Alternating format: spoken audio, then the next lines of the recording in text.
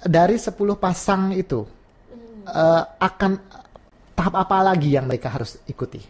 Wah. Pembekalan, kemudian ada penilaian, di akhir akan ada puncak. Benar puncak sekali, Pak Man. puncak final bisa Iya. dikatakan begitu ya. Rencananya bagaimana nah untuk acara puncak? Wah, ini acara puncak ini tentu menjadi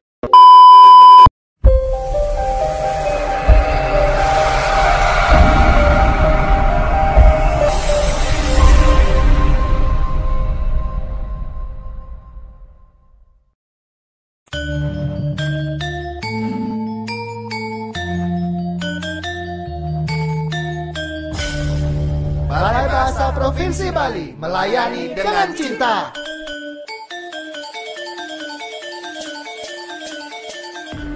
Salam bahasa, sahabat bahasa di mana saja sahabat bahasa berada. Senang sekali saya Nyoman Sutrisna dapat kembali hadir menemani sahabat bahasa dalam program Bincang Bahasa dan Sastra, sebuah program yang digagas oleh Balai Bahasa Provinsi Bali untuk menyampaikan informasi kebahasaan dan kesasaan kepada masyarakat. Sahabat bahasa Bincang Bahasa dan Sastra kali ini, topik yang kami angkat adalah persiapan menuju pembekalan Duta Bahasa Provinsi Bali tahun 2020. Untuk membahas bagaimana perkembangan pemilihan Duta Bahasa ini, di sebelah saya sudah hadir Ketua Panitia Pelaksana Pemilihan Duta Bahasa Provinsi Bali. Beliau adalah Saudara Nana Satria. Iya, halo Pak Man. Iya, selamat datang Nana di Subasita. Senang sekali Nana bisa hadir di sini untuk berbagi informasi sejauh mana perkembangan pelaksanaan pemilihan Duta Bahasa Provinsi Bali tahun ini. Nana, yang pertama yang mau saya tanyakan itu adalah perkembangan dari pemilihan Duta Bahasa sudah mulai dari tahun 2006 sampai sekarang 2021. Perkembangan dari minat peserta, antusiasme pemuda untuk mengikuti pemilihan ini bagaimana, Nah? Wah, luar biasa sekali ya Pak Man ya. Kalau kita bicara tentang antusiasme para pemuda, khususnya pemuda Bali, dari tahun ke tahun yang Nana amati tentu sangat progresif sekali Pak Man ya. Karena dari tahun ke tahun jumlah pendaftar dari pemilihan Duta Bahasa itu selalu meningkat Pak Man. Bahkan di tahun ini cukup membanggakan juga karena ini memenuhi target dari panitia Pak Man. Kalau tidak salah lebih dari 100 ya, Nah ya? Iya, benar sekali Pak Man. Jumlahnya lebih dari 100, tepatnya 104 orang pendaftar di tahun 2021 ini Pak Man. Nah, dari 100 sekian pendaftar itu mereka dari mana, Nah? Apakah sudah merata atau hanya dari Denpasar saja? Wah, kalau kita bicara tentang persebaran dari peserta ini cukup merata Pak Man, bahwa di masing-masing kabupaten ada perwakilan dari pendaftar dari Pilbebas ini sendiri. Dan sebagian besar dari mereka itu masih sebagai mahasiswa atau bagaimana? Sebagian besar dari mahasiswa sih Pak Man ya. Karena memang usia itu usia mahasiswa ya, walaupun Iya. sebagiannya juga sudah ada yang sudah tamat kuliah ya, Nah ya? Benar sekali Pak Man. Dan kalau tidak salah juga ada yang baru tamat SMA akan masuk di perguruan tinggi ya, kalau saya tidak salah. Betul sekali Pak Man. Ya, walaupun memang baru tamat SMA, tetapi jika memang sudah memenuhi persyaratan usia, tentu bisa untuk mendaftar di pemilihan Duta Bahasa. Usia 18 atau 17 ya? 18 tahun 18. minimal Dari Pak Man. 18 tahun itu kalau umumnya itu memang tamat SMA itu 18 tahun ya, Nah ya? Iya, benar Jadi sekali. mereka kalau sudah 18 tahun walaupun mereka baru tamat SMA juga bisa ikut mendaftar, begitu ya. Betul sekali Nah, Pak. apa namanya? Sosialisasi pemberitahuan itu kan dari awal tahun sudah. Kemudian nanti rencana juga akhir puncaknya itu bulan akhir Mei atau awal Juni. Benar sekali. Sejauh ini sampai di mana saja, Nah? Wah, Pelaksanaannya. kalau pelaksanaan pemilihan Duta Bahasa Provinsi Bali 2021, Pak Man, sejauh ini kemarin kami di Paguyuban dan juga dibantu oleh Balai Bahasa Provinsi Bali juga baru selesai melaksanakan seleksi tahap 2, Pak Man. Iya, di mana seleksi tahap 2 ini adalah seleksi lanjutan dari seleksi pertama berupa seleksi administrasi. Nah, dari 104 pendaftar itu, Pak Man, mereka menyetorkan karangan argumentasi dan juga berkas-berkas administrasi. Bagi mereka yang lolos tentu berhak untuk mengikuti seleksi tahap 2 berupa tes tulis dan juga wawancara. Seperti itu, Pak Man.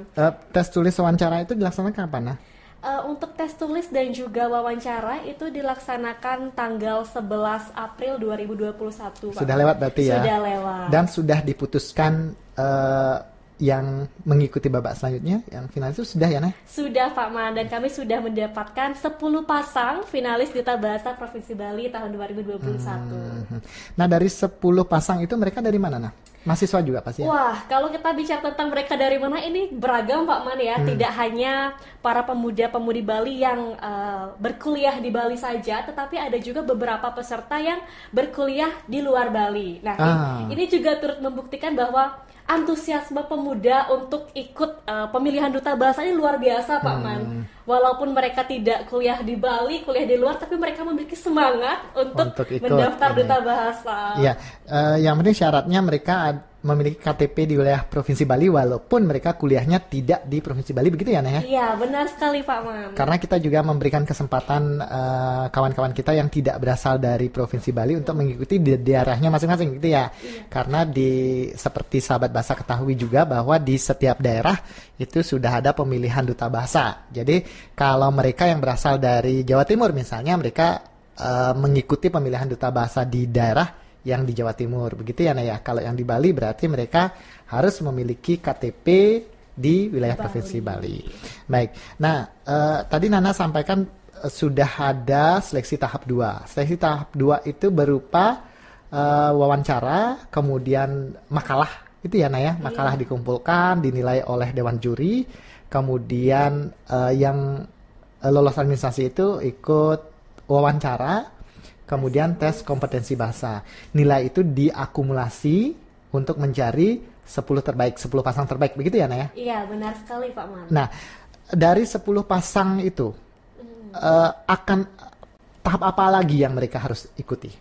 Wah, untuk tahapan-tahapan tentu di depan masih ada beberapa tahapan yang harus mereka ikuti Pak Man ya, karena di sini kita menyeleksi pemuda-pemudi terbaik dari pemuda-pemudi yang sudah berhasil menjadi finalis itu sendiri. Nah, untuk kegiatan selama rangkaian Pildubas 2021 ini tentu akan dimulai pada tanggal 1 Mei 2021 Pak Man.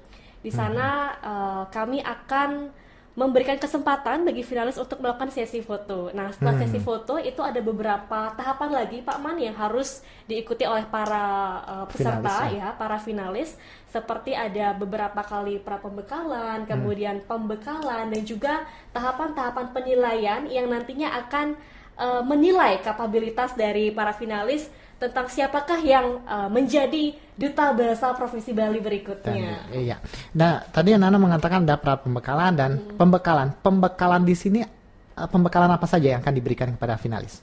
Wah, untuk pembekalannya di sini tentu beragam Pak Man ya.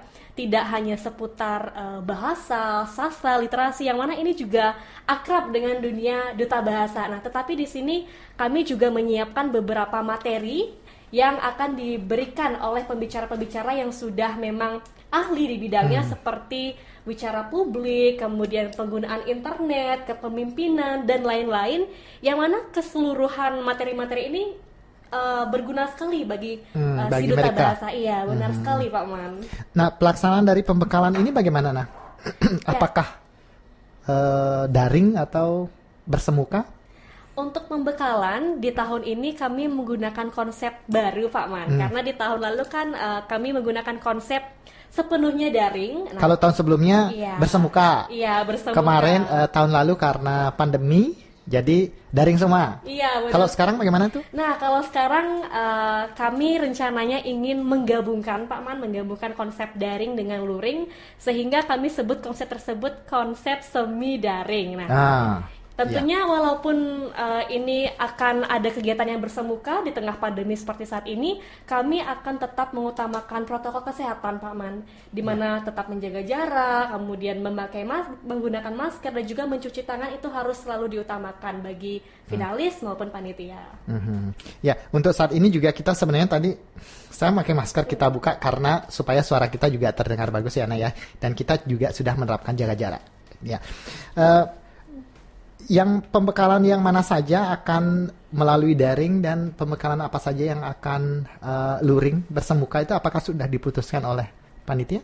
Ya, untuk jenis-jenis pembekalan yang akan dilakukan bersemuka ataupun secara daring, itu sebenarnya kami dari panitia sudah sempat mengonsepkan Pak Man yakni kalau untuk penilaian-penilaian, karena ini sangat penting halnya sebagai proses yang menentukan siapa yang berhak untuk menjadi duta bahasa, tentunya kami akan menggunakan proses secara bersemuka. Namun untuk pemberian pembekalan berupa materi-materi, kami akan memberikan hal tersebut melalui daring Pak Man. Namun hal ini tentu juga akan mengikuti bagaimana kondisi kedepannya, ya, perkembangan Pak Man, pandemi seperti apa ya, Nah ya. Benar sekali. Mungkin kalau memang kondisinya semakin baik karena kita memiliki waktu, mungkin semuanya akan dijadikan bersemuka begitu ya. Tapi nanti mudah-mudahan sih tidak begitu ya. Kalau misalnya sampai kondisinya tidak memungkinkan, ya mungkin dilaksanakan daring begitu ya,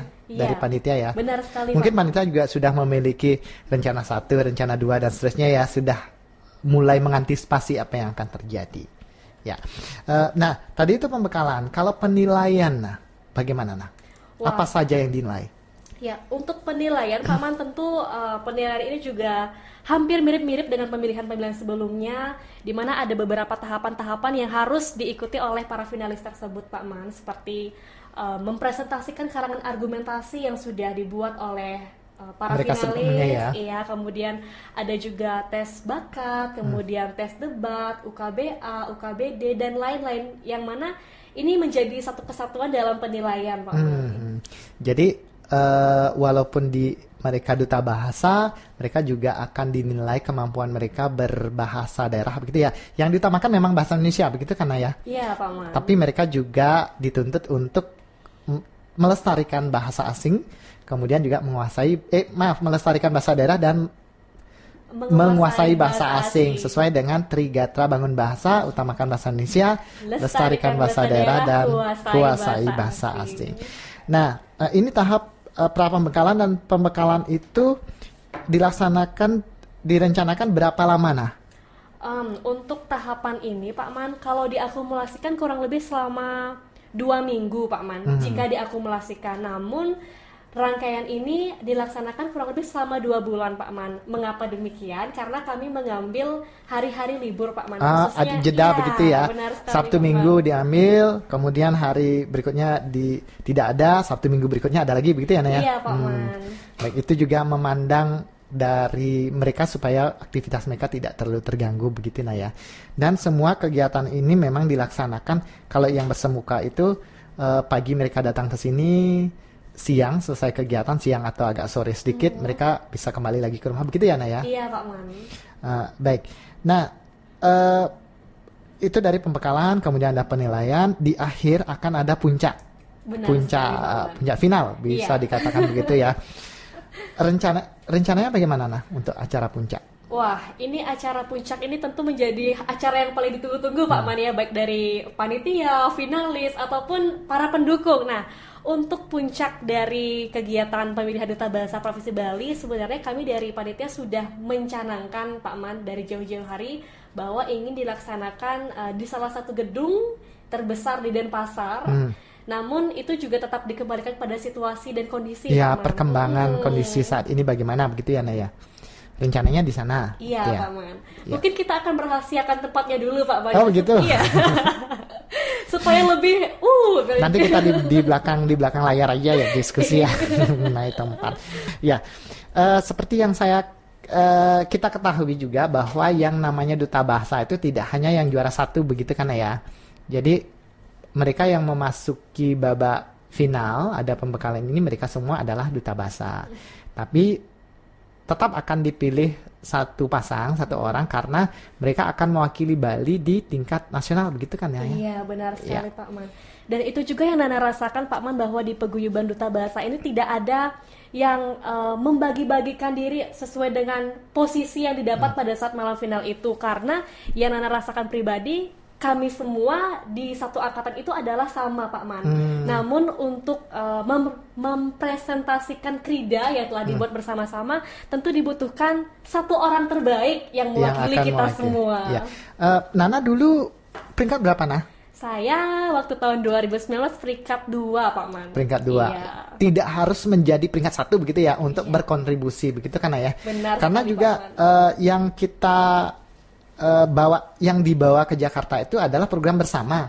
Benar Kan begitu kan ya? Iya. Nanti satu angkatan itu membuat satu program krida kebahasaan, kemudian satu pasang yang ke Jakarta mewakili mempresentasikan apa yang sudah dikerjakan begitu nah ya. Benar Nanti sekali, juga kalau misal sampai ada halangan yang peringkat 1 tidak bisa berangkat, berarti yang berikutnya yang akan berangkat gitu kan ya? Iya Pak Man. Ya, karena juga pekerjaan di Duta Bahasa itu tidak hanya dikerjakan oleh yang teman-teman yang peringkat 1 gitu. Nana pun kalau saya tidak salah sempat ke Jakarta juga karena Iya. ya itu pun juga bukan karena Nana menjadi peringkat 2 kan bukan begitu, karena Nana adalah Duta Bahasa Provinsi Bali gitu kan ya. Iya, benar Kebetulan sekali, Pak saat Man. itu kalau saya tidak salah Nana yang ada waktu untuk ikut ke Jakarta. Betul begitu ya, Nah? Betul Pak Man. Nah, berbicara tentang malam final puncak final. Nanti ada kelanjutan dari itu adalah perwakilan akan ke Jakarta.